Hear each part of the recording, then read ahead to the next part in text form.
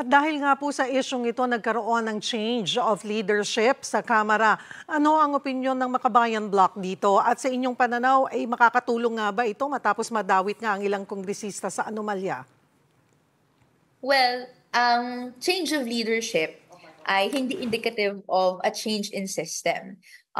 Actually, ang basa natin ay sintomas ito ng lumalalang infighting in the Marcos ruling clique, kung saan merong mga smaller blocks na nagko-compete for power at nakikita natin ngayon yung ongoing struggle nito.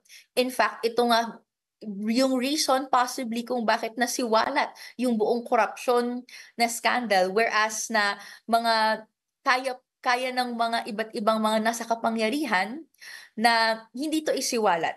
Pero dahil hindi masaya sa arrangement of power blocks, ay ito ang open threats nila para i-rearrange, syempre according sa naayon ng nasa pinakatuktok, which is si President Marcos Jr.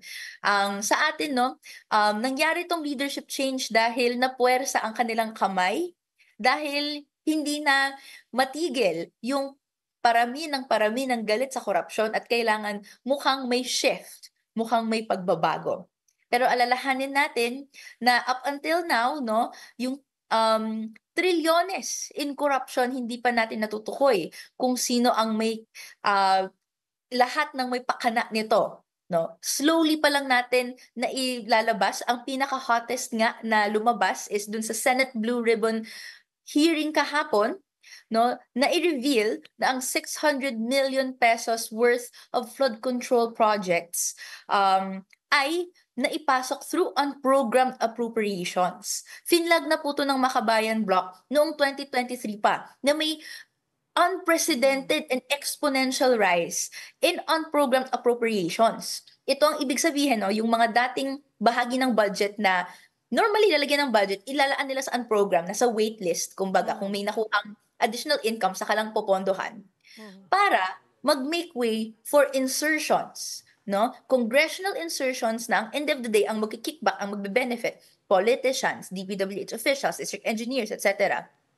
At yun yung unahin na may sure na budget. So sa atin, unprogrammed appropriations na chine-check ng DBM is a form of presidential pork. And in this way, nagkakaroon ng bigayan sa loob ng sistema na ang pinaka-nakakabenepisyo mga politicians, political dynasties, those that have in monopolies of power. So the system is still here, and slowly pa lang natin silang na unravel. So kailangan po nating umantabay, kailangan nating magbantay, at syempre hindi po tumigil sa pagbigay ng atensyon, pagbuhos ng indignation tungkol sa issue na ito.